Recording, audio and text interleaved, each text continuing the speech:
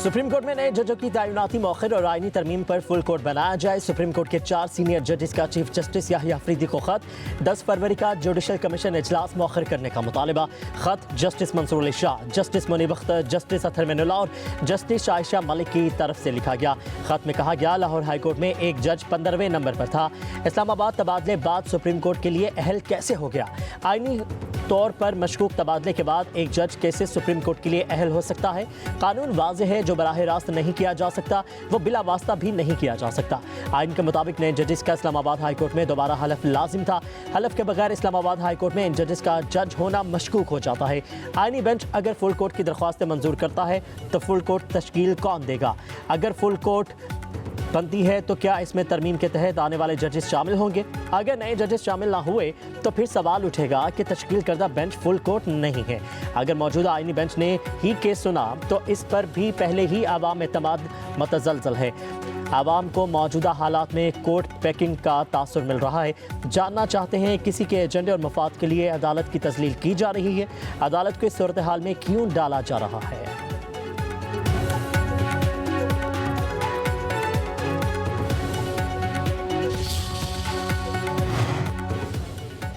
Islamabad high court के justice Babar Sattar का chief justice Aamir Farooq को खत। ट्रांसफर जजेस की सीनियरिटी लिस्ट जारी करने पर तहफ़्फ़ुज़ात का इज़हार। खत में लिखा सीनियरिटी लिस्ट और एडमिनिस्ट्रेशन कमेटी का नोटिफिकेशन जारी करना गैर आइनी और गैर कानूनी है। हलफ उठाए ट्रांसफर जजेस को कमेटी में रखना कानूनी नहीं। हलफ के बगैर जजेस इस्लामाबाद हाई कोर्ट में अपनी ड्यूटी शुरू नहीं कर सकते। बगैर हलफ जजेस से जुडिशल और इंतजामी काम लेना उनके लिए बाद में शर्मिंदगी का बायस बन सकता है। सीनियरिटी लिस्ट और एडमिनिस्ट्रेशन कमेटी के नोटिफिकेशन वापस लिए जाएँ।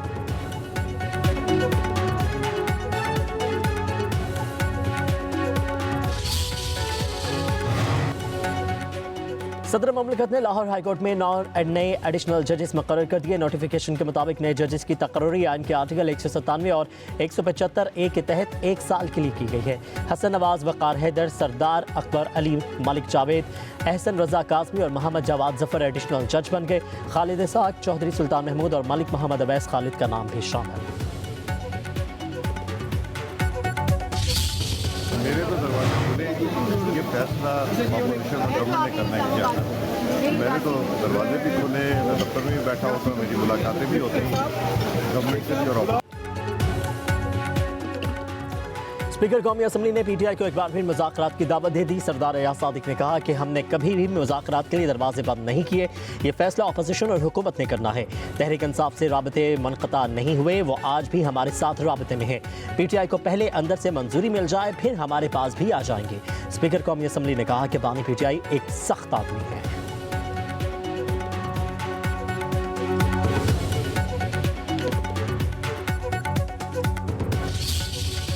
वेलें हमारी वो चलती रहती हैं।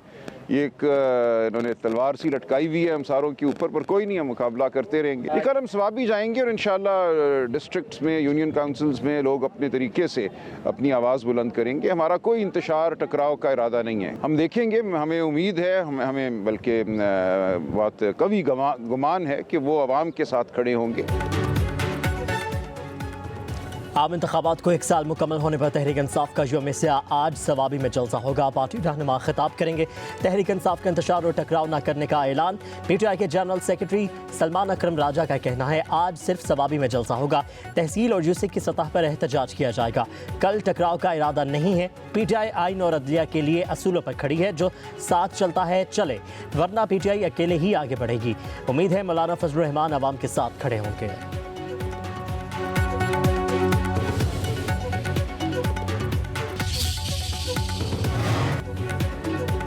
पंजाब हुकूमत ने आज दफ़ा 144 नाफिज कर दी। सियासी जल से जुलूस रैलियां निकालने, धरने देने पर पाबंदी।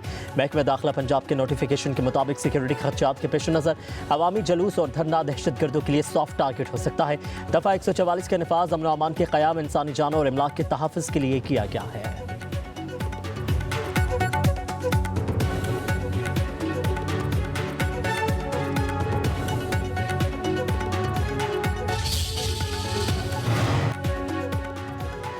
खैबर पख्तूनख्वा में धांधली का रोना रोया जाएगा। आज के जलसे में हुकूमती वसाइल इस्तेमाल होंगे। सरकारी मुलाजमिन को जलसेगाह में भरने के लिए लाया जाएगा। वज़ीर दिफा ख्वाजा आसिफ का कहना है जलसा करना है तो पंजाब, सिंध, बलोचिस्तान में करे। किसी और सूबे में जलसा हो तो आवाम को दरकना लीडरशिप में भी रोपोश हो जाती है। PTI ऐसा पौधा है जो सिर्फ सरकारी नर्सियों में परवान चढ़ता है।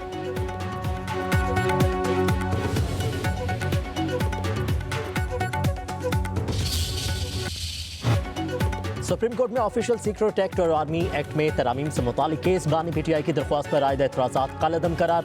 अदालत ने रजिस्ट्रार ऑफिस को दरख्वास्त को बाज़ाब्ता नंबर अलॉट करने की हिदायत कर दी।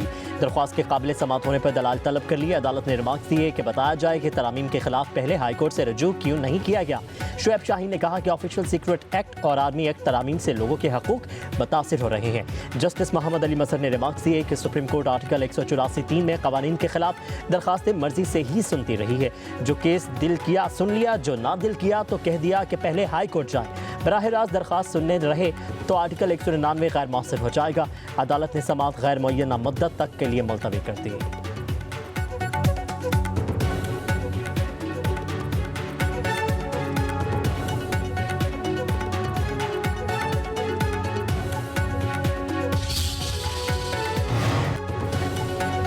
चीफ इलेक्शन कमिश्नर और अरकान की तकरीर पर वज़ीर आज़म और अपोजिशन लीडर के दरमियान मशावरती अमल का आगाज़ नहीं हो सका।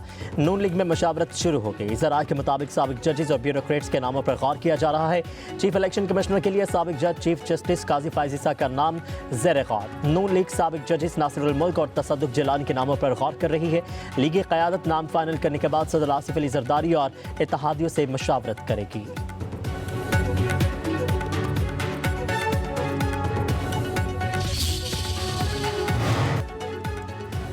वज़ीर आज़म का घरेलू सार्फिन और सनतों के लिए बिजली टैरिफ में कमी लाने का आज़म। शहबाज शरीफ की ज़ेर सदारत बिजली के शोबे में इस्लाहात के हवाले से इजलास। बिजली के शोबे में इस्लाहात के आइंदा 3 बरस के अहदाफ पर ब्रीफिंग। वज़ीर आज़म शहबाज शरीफ ने कहा कि अल्लाह के फजल करम से बिजली के शोबे में जारी इस्लाहात के मस्बत समरात मिल रहे हैं। आवाम को कम लागत माहौल दोस्त बिजली की फराहमी यकीनी बनाएंगे। IPP से मुआहिदों पर नजरसानी से कौमी खजाने को बचत और सारिफ के लिए बिजली की कीमत में कमी वाक़ई हो रही है। बिजली चोरी के खिलाफ मुहिम में तेजी लाएंगे।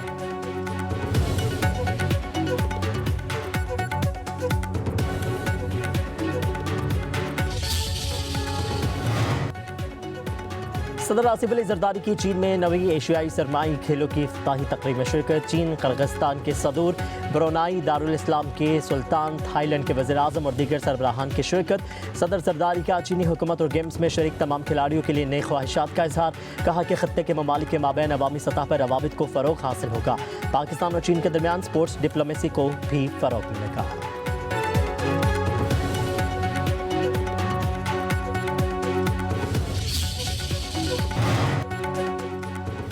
मुस्लिम लीग नून के सदर नवाज शरीफ और वज़ीर आला मरीम नवाज से पंजाब असम्बली के अरकान की मुलाकात। नवाज शरीफ ने कहा मुआशी सूरत हाल में बेहतरी और महंगाई में कमी आगे बढ़ने के इशारे हैं। अल्लाह का शुक्र है कि पाकिस्तान का तनाज़ुली की तरफ जारी सफ़र रुक गया है। नीयत ठीक होगी तो अल्लाह ताला की मदद आएगी। मखलूक खुदा की खिदमत सबसे बड़ी इबादत है। मुआशी तरक्की के तसलसल से ही आवाम के हालात बदल सकते हैं। अरकान असम्बली का पंजाब में तरक्याती कामों और अवामी मनसूबों पर वज़ीर आला मरीम नवाज को खराज तहसीन। मरीम नवाज ने कहा कि पाकिस्तान को तरक्की मुस्लिम लीग नून ही देती है। क़यादत की रहनुमाई और आप सबकी तायद और हिमायत हमारी क़ुव्वत और कामयाबी की ज़मानत है। मुलाकात करने वालों में फैसलाबाद, चिन्योट, टोबा टेक सिंह और झंग इजलास से अरकान शामिल थे।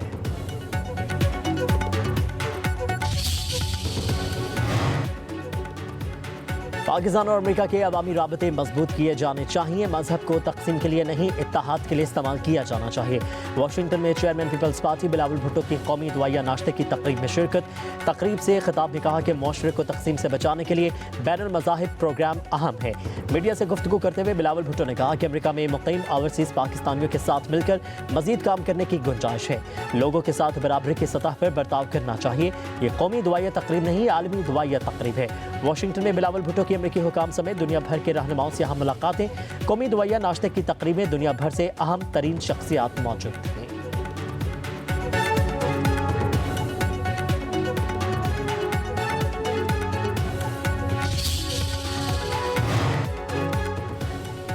बानी पीटीआई के वकील फैसल चौधरी की गिरफ्तारी के बाद रिहाई। मीडिया से गुफ्तगू में फैसल चौधरी ने कहा, पुलिस ने चारों वकला को 2.5 घंटे तक तहवील में रखा। कोई समझता है कि मुआफ़ी मांग लूंगा तो ऐसा नहीं हो सकता। अदालती हुक्म के बावजूद बानी पीटीआई से नहीं मिलने दिया गया। बानी पीटीआई का ट्रायल ओपन होना चाहिए। बानी के खत के मंदरजात पाकिस्तान के मुस्तकबिल के लिए ज़रूरी है। यह हुकूमत आवाम के वोटों से नहीं आई। पाकिस्तान में मीडिया और अदलिया को आज़ाद किया जाए।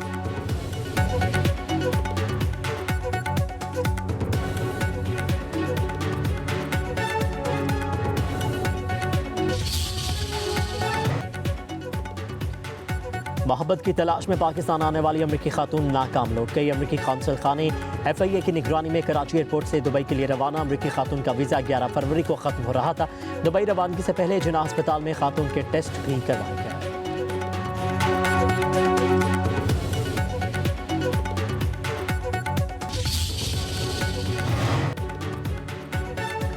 एंकर्स एसोसिएशन ने भी PK एक्ट में तरामीम को इस्लामाबाद हाईकोर्ट में चैलेंज कर दिया। Senior anchor person Hamid Mir, Naseem Zehra, Adnan Haider और अमीर अब्बास ने दरख्वास्त दायर कर दी। दरख्वास्त सदर इस्लामाबाद हाईकोर्ट बार रियासत अली आज़ाद और इमरान शफीक एडवोकेट के जरिए दायर की गई।